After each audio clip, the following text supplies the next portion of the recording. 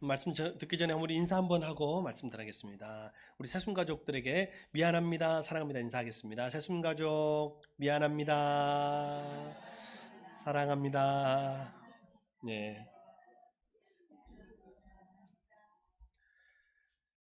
사랑하지 않으면 미안하다고 말 못해요. 사랑해야 미안하다고 하는 거예요. 우리 하나님한테 미안하다 하는 것이 회개 아닌가요? 하나님 미안합니다. 이것이 회개잖아요. 그래서 사랑하는 사람들은 미안한 말을 자주 해야 될 것 같아요. 저도 잘 못했어요. 그리고 지금도 잘 못하는데 열심히 하려고 합니다. 오늘은 우리가 성경 153 올람 운동으로 말씀을 드린 지 16번째 되는 주일이에요. 창세기를 16번째 듣고 있어요. 그리고 이제 신약 요한계시록까지 갈 거예요. 누가 아직도 창세기 하냐고 그랬다는데, 예, 맞습니다. 이제 창세기는 거의 끝납니다. 창세기는 제일 긴 책 중에 하나이기 때문에 이제 창세기는 거의 끝나갑니다. 제가 이걸 하면서 나눈 은혜가 있습니다. 제가 요즘에 그 전문가들 또는 학자들의 앞으로 앞날에 일어날 일들, 정치적인, 경제적인 자꾸 관심을 갖고 보거든요. 누가 이렇게 표현했습니다. 앞으로 미래는 어떻게 됩니까? 10년 후에는 어떻게 됩니까? 라고 물어봤어요. 우리 집값은 어떻게 됩니까? 우리 아이들은 어떻게 됩니까? 라고 물어보니까 이런 충격적인 말을 하더라고요. 우리는 지금 화성으로 가는 우주선을 타고 있다고 생각하면 되겠습니다. 화성에 도착하면 어떻게 될까요? 어떻게 될까요? 모릅니다 라고 대답을 하죠. 우리는 앞으로 어떤 일이 벌어질지 모릅니다. 모른다는 거예요. 그러나 틀림없이 지금과는 완전히 다른 세상이 될 거라는 건 틀림이 없습니다. 앞으로 10년만 지나도 우리나라 인구의 상당수가 사라집니다. 제가 이걸 하면서 우리 애들한테 막 그렇게 알려주고 싶은데요. 다 다른 선생님한테 들으면 다 이게 지식이 되는데 아빠한테 들으면 뭐가 돼요? 잔소리가 돼. 해줄 수가 없어요. 그래서 오늘 빌려서 조금 이런 말을 이거 우리 애들이 들으면 좀 더 미래를 준비하면 살 수 있지 않을까라는 생각을 해보지만 꼭 참습니다. 담아놓고. 그런데 여러분 앞으로 아무리 화성에 우리가 도착해도 우리가 살 길은 옛 길이에요. 올람의 길, 하나님의 길, 말씀의 길인 줄 믿습니다. 올해 제일 잘한 게 뭐냐면 우리 교회적으로 그렇지만 우리 가정에 자리 잡은 게 뭐냐면 가정 예배예요. 우리 가정의 가정 예배를 목사님이니까 당연히 하겠지만 목사가 제일 어려운 대상이 뭐냐면 목사 식구들이에요. 성도들은요 하기 싫어도 하는 척 하고요. 기분 나빠도 그냥 표현 잘 안 해요. 그러잖아요. 목사님이 하자고 하니까 그냥 네 이런 정도로까지는 해주는데 목사 아이들은 절대 그러지 않습니다. 목사 아이들은 왜 내가 해야 돼요? 왜 이렇게 오늘 예배가 길어요? 이렇게 말을 합니다. 그런 일이 참 어렵습니다. 그래서 제가 예배 인도를 하지 않고 저도 한 번 합니다. 4분의 1로 돌아가면서 해요. 근데 이제 제가 지금 4월달 이제 중간 정도 되잖아요. 중순 이제 넘었는데 예배가 돌아가면서 인도하는 것이 우리 가정은 정착이 된 것 같아요. 그래서 그 날은 그분이 목사가 되는 거예요.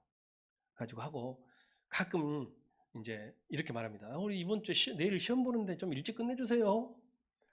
라고 말할 것이 없어요. 그러면 네가 사회자니까 네가 알아서 해라. 라고 말을 하니까 너무 저의 짐이 훨씬 더 가벼워진 것 같은데 적어도 제가 아까 그런 미래의 학자들의 말은 전할 수 없어도 하나님의 말씀으로 우리가 방향은 제대로 가고 있지 않은가라는 생각을 해봅니다. 여러분 가정에 올람의 길이 열리기를 축복합니다. 네, 감사합니다. 근데 혼자 하면요 몇 주 못해. 같이 해야 해. 연대해서. 그래서 제가 인증샷 찍으라는 것은 여러분 계속 하자는 것이에요. 잘 쓰라는 말이 아닙니다. 그냥 했다라고만 인증해도 괜찮다.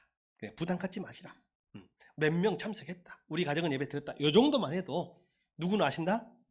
하나님은 아신다. 그러나 그것조차도 없으면요 인간은요 작심삼일이다.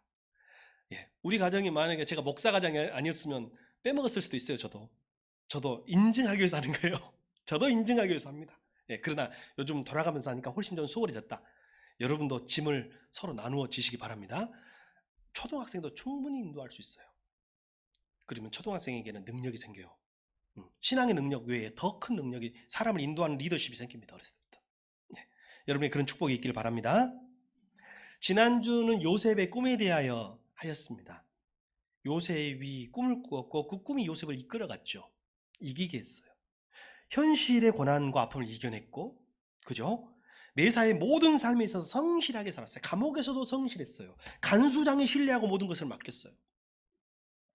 그리고 어디에서나 거룩하고 성결한 삶을 살게 했어요. 꿈은 그렇게 만들어요. 꿈이 없으면 안 됩니다. 목사가 현장에 있어야 되겠다라는 생각을 해요. 요즘에 무임 목사가요 몇만 명이에요. 우리나라에.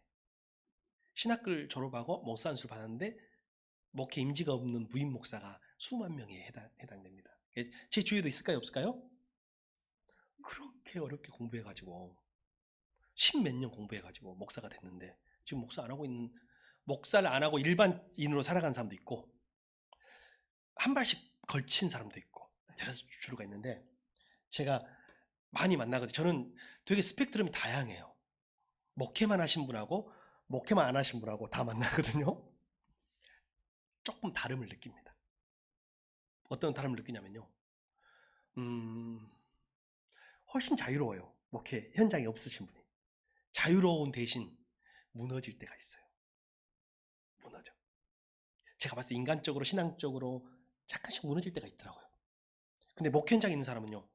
꿈이 있잖아요. 그래도 뭔가 해야 될 것이 있잖아요. 자기를 지키고 있어요. 여러분도 지켜야 할 것이 있어야 합니다. 지켜야 할 것이 있어야 돼요. 그래서 요셉은 꿈이 있었기 때문에 거룩함, 성결한 삶을 살았어요. 미모의 여인의 권력 있는 여인의 유혹을 이겨냈어요. 왜?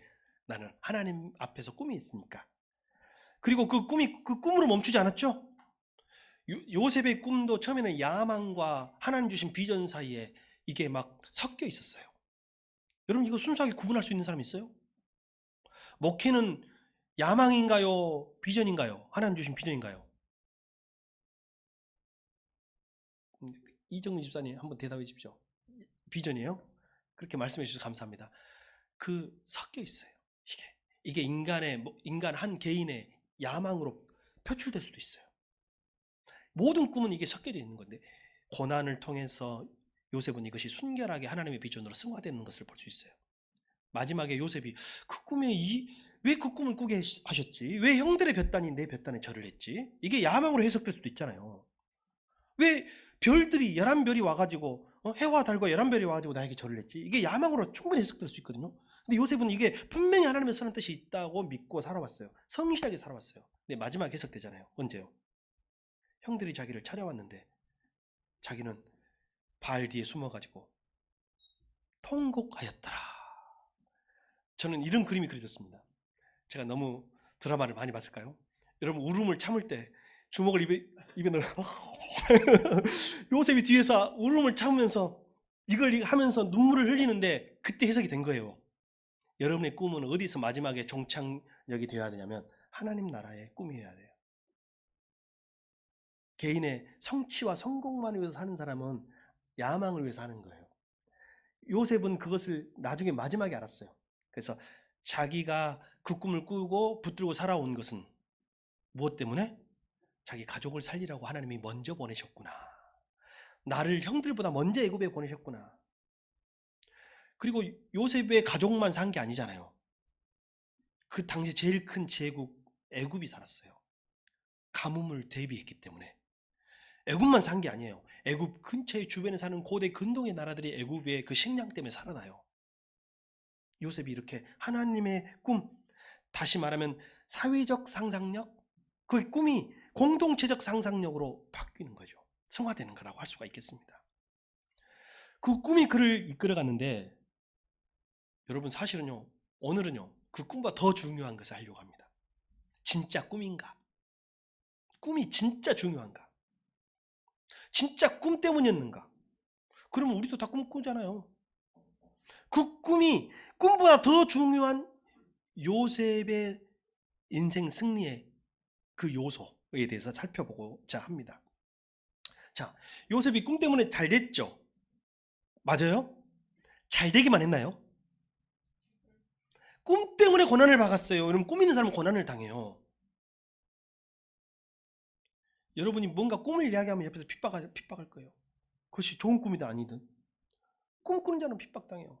요셉은 그 꿈 때문에 형통한 것이 아니라 사실은 핍박을 많이 받았어요. 요셉에게 있어서 지난주는 꿈이 그를 이끌어왔다 했는데 꿈보다 더 중요한 것을 오늘 그 꿈의 근원에 대해서 한번 살펴보고자 합니다. 영국의 심리학자 하드필드 박사가 자신감에 대하여 평생 연구를 했다고 합니다. 자신감이 그 사람의 인생에 어떤 영향을 미치는가 한번 봅시다. 자기 자신에게 계속 이 말을 반복해요. 넌 틀렸어. 넌 이제 끝났어. 넌 이제 틀렸어. 너 평생 마지막으로 한 번만 합시다. 누가 술을 안 먹는다고 해가지고 먹더라고. 그래서 왜 술 안 먹는다고 해서 먹느냐, 이거는 고별주라 그러더라고. 자, 오늘 마지막으로 한 번, 여러분에게 마지막, 절대 여러분 앞에 이런 말 하면 안 돼요. 한 번만 해봅시다. 넌 틀렸어. 이제 끝났어. 시작. 예. 기분 좋아요, 안 좋아요? 벌써 울라 그러네, 몇 명. 여러분 오늘 이번 주에 살면서 여러분에게 수없이 이 말을 했을 사람들이 있습니다. 나는 끝났어. 너는 끝났어. 우리는 끝났어. 근데 그 하드필드 박사의 연구 결과에 의하면 그렇게 말하는 순간, 그렇게 말하는 사람은 자기 능력치의 30%밖에 발휘할 수 없었다. 능력이 100이 있는데 30%만 발휘할 수 있는 무능력한 사람이 되는 거예요. 그 말을 계속하면.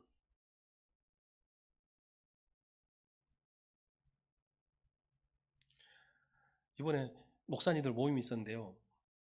교회 기도 제목 나누고 우리 목장처럼 똑같이 합니다. 그 다음에 자녀들, 가족 기도 제목을 나누는데 이제 어떤 목사님이 고백을 했어요. 우리 아들은 꼴등으로 들어갔어요, 대학교. 근데 그것도 또 음악을 하고 있는데 꼴등으로 들어가가지고 밥 먹고 살까요? 라고 했더니 약간 걱정스러운 표현이잖아요. 옆에 다른 목사님, 꼴등 하는 것이 1등보다 더 어려울 수도 있습니다. 앞으로 그 해에는 올라갈 일만 남았네요. 와, 그 한마디가 분위기를 바꿔버리는 거예요. 그 한마디가. 여러분, 꼴등 되기가 어려워요? 1등 되기가 어려워요? 솔직히 말해봐. 자, 여러분, 꼴등, 미안합니다. 우리 중에 꼴등 있는 사람은 대단한 사람인 거예요. 꼴등 되기가 1등 되기가 더 힘든 것 같아요, 내 생각에는. 꼴등은 노력으로 안 되잖아요. 1등은 노력으로 될 수도 있거든요. 꼴등은 노력만 갖고 안 돼. 더 힘든 거예요. 그러나 그 사람에게는 믿음 안에서는 그것은 앞으로 올라갈 만 있다는 거예요. 그런데 어떤 사람이 반대로 자꾸 자기에게 칭찬했다요. 넌 할 수 있어. 넌 특별한 사람이야. 한번 해봅시다. 시작. 넌 할 수 있어. 넌 특별한 사람이야. 자기에게 한번 해보자. 시작. 넌 할 수 있어. 너는 특별한 사람이야. 이걸 했대요. 평생 연구의 결과 이 사람은 자기 능력치 500% 이상을 발휘하더라는 거예요. 얼마나 이게 중요한지 알지만 돼요, 안 돼요? 제가 이런 말 하면 안 되지만 난 나쁜, 좀 부정적인 말하는 사람이 진짜 싫거든요. 앞으로 참고하십시오. 여러분한테는 참죠. 제 가족한테는 참지 않습니다. 부정적인 말을 하고 나쁜 말을 하는 사람은 본능적으로 그 말이 너무너무 듣기 싫어. 왜냐하면 그건 자기 자신을 죽이는 거예요. 그 말 하는 사람 자기를 죽이면서 그 말을 하는 거예요. 나는 그 말이 너무너무 싫어. 근데 자기한테도 축복이 안 되는 사람이 남을 축복하겠어요? 어렵죠. 제가 왜 이 말씀을 드리냐면 요셉은 자기 능력치의 500%, 5000%를 발휘했어요. 왜 그랬을까요? 꿈의 사람이었기 때문에 그래요. 근데 그 꿈이 누가 주신 꿈이에요? 그게 중요한 거예요. 오늘 39장에 보면 제가 오늘 우리는 세 번역으로 읽었지만 저는 이제 개역 성경에서 제목을 따왔어요. 함께 하심 형통하심이라는 저 말이요 4번이나 나와요. 39장 전체에. 누가 함께 하심? 누구와? 요셉과. 그래서 요셉이 형통했더라. 요셉이 형통한 것은 함께 하심 때문이었다는 거예요. 사실 꿈보다 더 중요한 게 저거예요. 꿈도 하나님이 함께 하시니까 꿈을 꾼 거예요. 이게 진짜 근원인 거예요. 근데 놀랍게도 오늘 2절, 저는 개역 개정으로 설명을 하겠습니다. 2절에 보면 여호와께서 모세와 요셉과 함께 하심으로, 우리 성경에는 주님께서 함께 하심으로라고 돼 있어요. 여기까지는 똑같아요. 근데 개역 성경은 그가 형통한 자가 되어라고 되어 있어요. 근데 세번역에는 그가 하는 모든 일이 잘 되어서라고 되어 있어요. 그죠? 맞죠? 그게 같은 말이에요.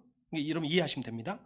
그래서 2절에 보면 여호와께서 요셉과 함께 하심으로 그가 형통한 자가 되어 그의 주인 애굽 사람의 집에 있으니, 애굽 사람 주인이 누구예요? 보디발이잖아요. 저는 여러분에게 이렇게 말하고 싶어요. 여러분이 가는 곳마다 여러분 때문에 잘 될 줄 믿습니다. 잘 돼야 돼.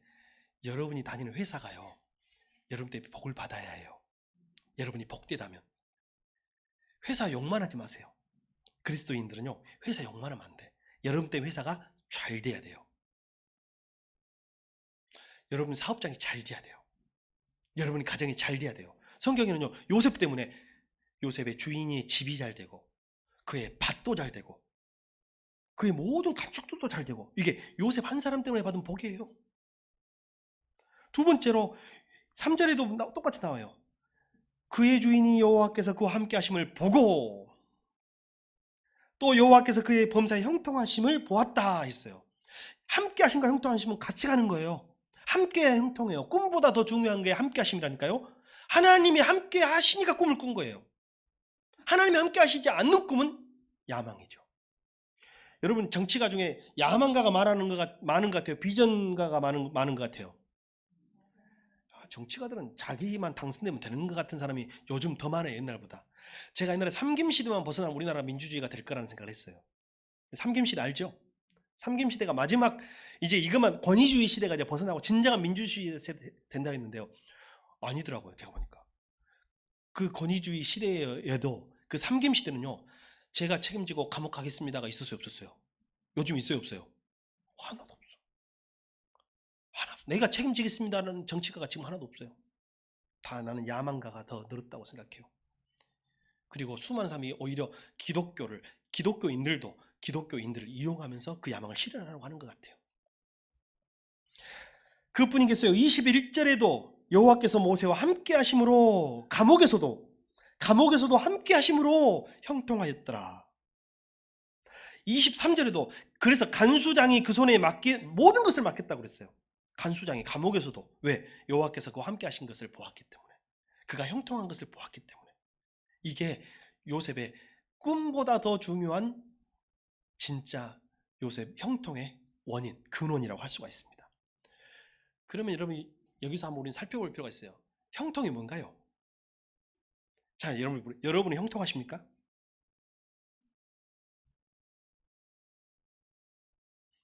지금 많은 사람이 이러고 있습니다. 이 형통, 나 너무 힘들거든, 형통하다고 말하기에는. 형통에 대해서 잘못 생각하고 있어요. 오늘 성경이 말하는 형통을 살펴보겠습니다. 우리가 생각하는 형통은 아무 일도 일어나지 않는 거예요. 아무 어려운 일도 일어나지 않고 아무 힘든 일도 없고 그냥 무사한 일, 평안, 이게 형통이라고 생각하는데, 그렇게 따지면 요셉은 형통한 사람이었나요? 요셉은 고난의 사람이었어. 광야의 사람이었어. 요셉은 하나님이 함께 하셔서 꿈을 꾼 그 잘못으로 그것이 죄가 되어서 많은 고난을 받았잖아요. 요셉이 결코 우리가 생각하는 형통의 사람이 아니에요. 한국 기독교의 수준이 아무 일이 없는 평안, 형통을 추구하는 수준이 되어버렸어요. 그래서 제2의 요셉이 안 나오는 거예요. 루터가 종교개혁을 일으킵니다. 95개조의 반박문을 비텐베르크 성당 대문에, 성대문에 딱 붙여서 모든 사람이 보게 하죠.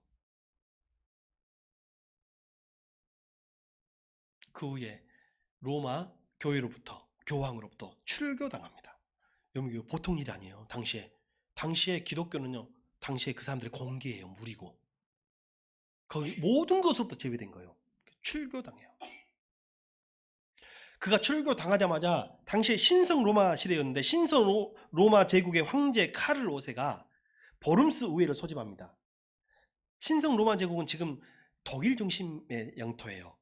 뭐 100% 일치한다고 할 수 없지만 거의 독일 쪽의 사람들이에요. 그래서 신성 로마 제국 황제가 보름스라는 지역에 의회를 소집하는데 거기에 의회가 있었거든요. 소집을 해서 루터를 소환합니다. 왜 소환했을까요? 출교했으니까 벌을 주려고. 근데 소환을 했는데 그의 친구에는요, 여러분 들어보셨는지도 모르겠어요. 프리드리히라는 당시에 선제후가 있어요. 선제후는요, 그 황제를 뽑을 수 있는 그 힘을 가진 사람들이에요. 굉장히 그 영주들 중에서도 힘 있는 사람들이죠. 그래서 루터가 성공할 수 있었던 그 이유 중에 하나가 이 프리드리히 선제후가 그 뒷배경에 있어서 물리적으로도 지켜줬기 때문이에요. 그의 영토에서. 그와 그의 친구들이 절대 가지 못하게 합니다. 너 가면 죽을 거야. 죽을 수도 있어. 가지마. 그때 루터가 이렇게 이야기해요. 만약 보름스의 지붕의 기왓장들만큼이나 마귀들이 자리를 잡고 있다고 해도 나는 그곳에 가겠다. 보름스의 의회에 기왓장들이 올려져 있었나 봐요. 그 기왓장만큼 많은 마귀들이 나를 기다린다고 해도 나는 그곳에 가겠다는 거죠. 왜? 내가 잘못한 게 없고 내가 진리를 말하고 있으니까 가겠다. 죽으면 죽으리다. 그래서 갑니다.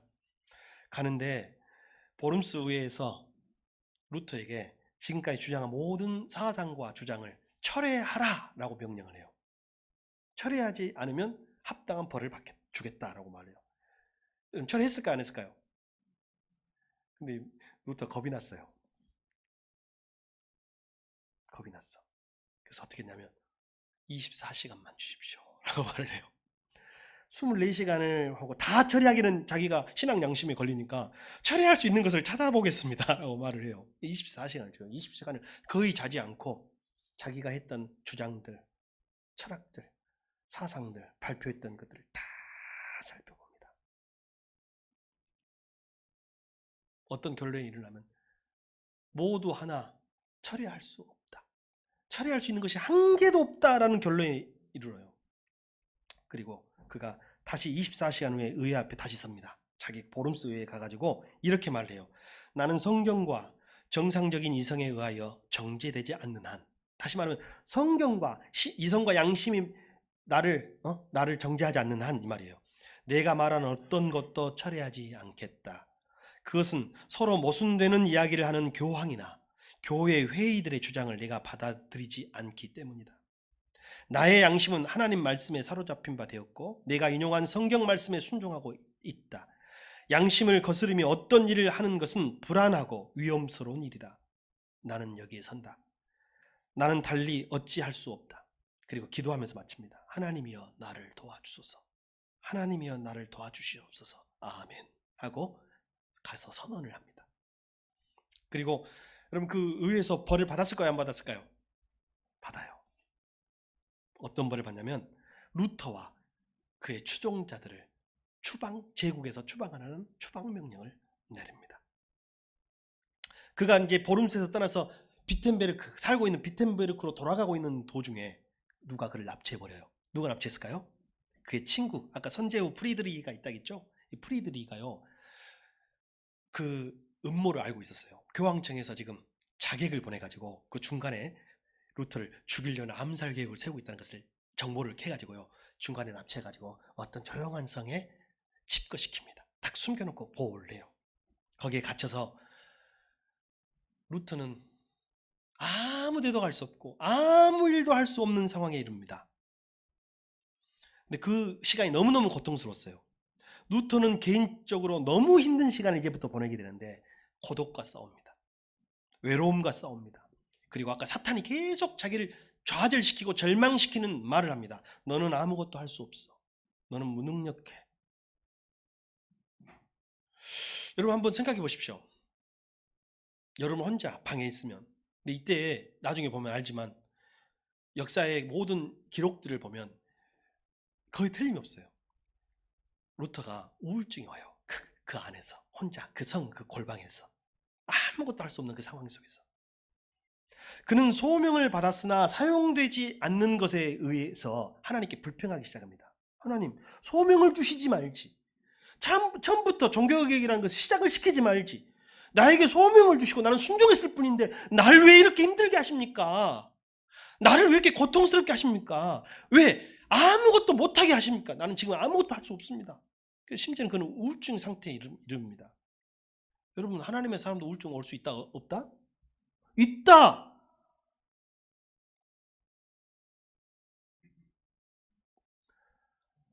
그는 욥처럼 다윗처럼 하나님께 따졌어요. 근데 그가 놓지 않은 게 있어요. 따져도 하나님 앞에서 따지잖아. 원망을 해도 하나님 앞에서 하잖아. 불평을 해도 하나님을 붙잡고 하잖아요. 하나님 없지 않아요, 아직. 하나님이 함께 하신 거예요. 그 탑 안에서. 어느 날 하나님의 음성을, 세미하신 하나님의 음성을 듣습니다. 네가 할 수 있는 것이 진짜 없느냐라고 물어요. 루터가 대답합니다. 난 설교도 할 수 없어요. 사역자인데 내가 설교도 할 수 없고 누구를 만날 수도 없고 누구에게 말할 수도 없잖아요. 나는 아무것도 할 수가 없어요. 그랬더니 하나님이 그 말씀만 하시고 아무 말씀도 없으신 거예요. 그래서 생각을 해요. 내가 할 수 있는 것이 무엇이 있을까? 한 가지가 남았더래요. 그게 뭘까요? 글을 쓸 수 있구나. 내가 사람들을 만났으니까 말로는 못해도, 설교는 못해도, 증거는 못해도 글을 쓸 수 있구나 하는 생각을 해서 거기서 글을 쓰기 시작합니다. 그 글들이 없으면 종교개혁이 안 되는 거예요. 그리고 최고 위대한 작품이 뭐냐면요, 라틴어, 불가타역이라고 하죠. 라틴어 성경을 평민들의 언어인 당시에 그 독일의 언어로, 독일 말로 신약 성경을 번역합니다. 그게 있었기 때문에 종교개혁이 성공한 거예요, 사실은. 그리고 나중에 거기서 나와서 비텐베르크로 다시 가거든요. 그가 설교했던 강단에 독일어 성경이 펼쳐집니다. 알 수 없는 라틴어로 부르는 찬송을 독일어 찬송으로 바꿔서 불렀습니다.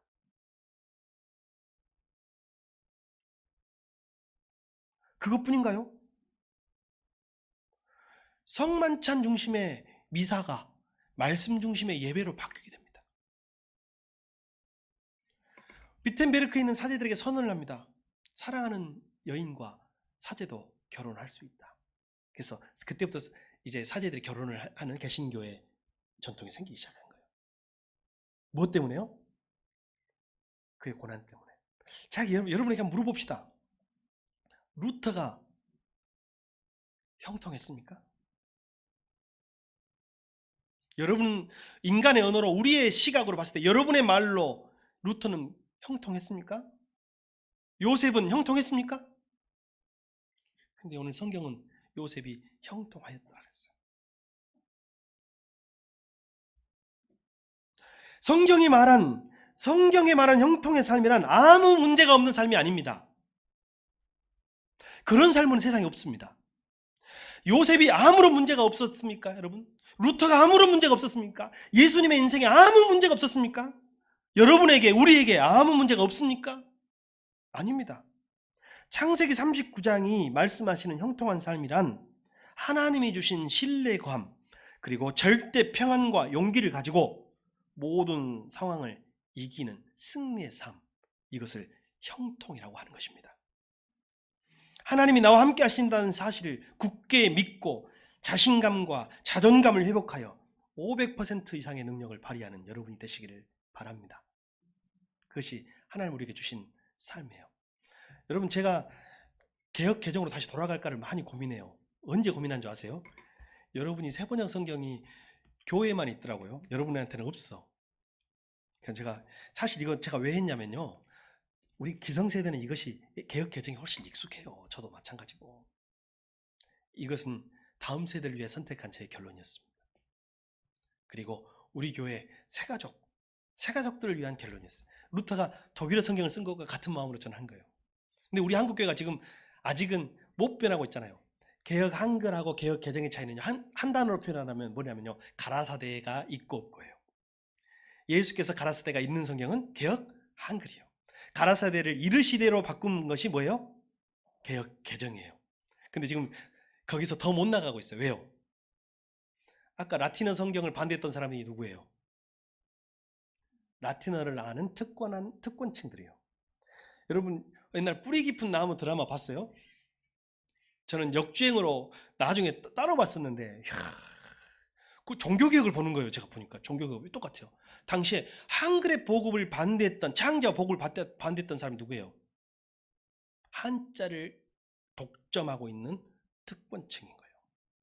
그들이 백성들이 한글을 아는 것을 싫어해. 그래서 저는 익숙한 개역개정 옛날 어려운 성경에 익숙한 기성세대들이 그것도 나는 기득권의 하나라고 생각을 해서 바꿨는데 바꾸고 났으면 좀 봐야 되는데 안 보니까 다시 돌아갈까를 생각하고 있습니다. 여러분이 본다고 하면 개역 한글도 못 보고 한자 성경으로 갑시다. 한자 성경으로. 영어를 보는 사람은 영어 성경으로 가고 라틴어 불가타역이 아직 우리에게 필요하면 갑시다. 그것이 개혁이죠. 볼 수 있는 대로 가는 것이 개혁이라고 생각해요. 하나에 연연할 필요는 없다고 생각해요. 그러나 아직은 우리한테 다음 세대가 있고 우리가 전도해야 할 새가족들이 있는데 와가지고 교회 오자마자 가라사대 하면 복음이 들어가겠습니까? 조금 갓길로 갔습니다. 여러분 형통하십시오. 형통하시면 하나님이 함께 하심입니다. 여러분 형통하십시오. 형통하시면 아무 일도 일어나지 않는 것이 아니라 어떤 고난과 역경도 하나님이 함께 하심으로 이기는 것인 줄 믿습니다. 기도하겠습니다. 감사합니다, 주님.